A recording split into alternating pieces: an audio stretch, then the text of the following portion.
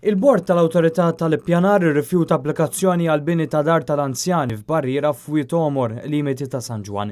L-applikazzjoni sabet l-oppożizzjoni qawwija minn numru ta' residenti, il-Kunsilli Lokali ta' San Ġwan u ta' Swieqi, rappreżentati mis-Sindku Etienne Bonello Dupuy u Noel Muscat, l-qdiet ambjentali kif ukoll id-Deputati Nazzjonalisti Martes Portelli u Kristi Dabono, dan minbarra petizzjoni ta' 4,500 persuna li opponew il-proġett.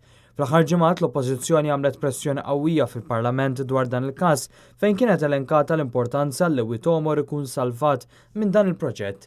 L-applikazzjoni kienet taħseb għal bini ta' dar tal-anzjani fil-Barrieri illi bħalissa qed tintuża. Il-pjani tal-iżviluppatur kienu li l-barriera tkun riabilitata, il-bini fil-barriera ma jkunx jidher u jkunu biss jidhru żewġ solari l-fuq. L-oġġezzjonijiet ta' residenti kienu bbażati l-aktar fuq il-fatt li Wietomor huwa l-uniku pulmun ambjentali fiż-żona li l-anzjani ma jistħoqilhomx jirtiraw ġobbini f'barriera u li l-bini jinkludu wkoll partijiet minn art pubblika illi l-iżviluppatur inkludihom fil-proġett. Ir-residenti u d-deputati nazzjonalisti Martes Portelli u Kristi Dabono qalu li dan mhux il-mod kif għandha tkun riabilitata barriera għaliex il-wiet hu wkoll parti mill-identità ta' San Ġwan. Filwaqt li Kristi Dabono trattat il-biża' li jekk il-proġett ikun approvat, allura dan jista' jagħti lok għal aktar żvilupp, Martes Portelli sostniet li dan il-proġett imur kontra l-prinċipji tal-ISPED. Residenti appellaw biex isiru studji tal-arja u biex il-barriera tkun riabilitata b'mod naturali u mhux bi proġetti ta' bini. Ir-rappreżentant tal-Oppożizzjoni fuq il-Bord tal-MEPA Ryan Kallus tratta diversi aspetti tal-applikazzjoni fuq kollox il-mod kif dan il-proġett qed ikun propost kollu kemm hu f'żona ODZ.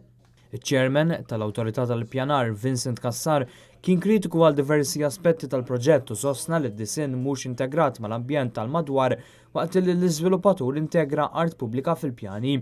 Il-Perit Cassar konferma li l-pjani ma jirrispettawx l-ISPED u jekk fil-passat saru żbalji ta' bini f'Wietomor dawn m'għandhomx ikunu ripetuti llum. Sadattant f'post fuq Facebook id-Deputat Nazzjonalista Kristi Dabono qalet li fitmi mill-laqgħa kienet medda u majra mill-iżviluppatur tal-proġett kemm fil-bini tal-MEPA kif ukoll barra. Sostniet li l-ebda għajjatu teddit mhux se jwaqqafha milli taqtid mira lejn interess ta' residenti u tal-ambjent.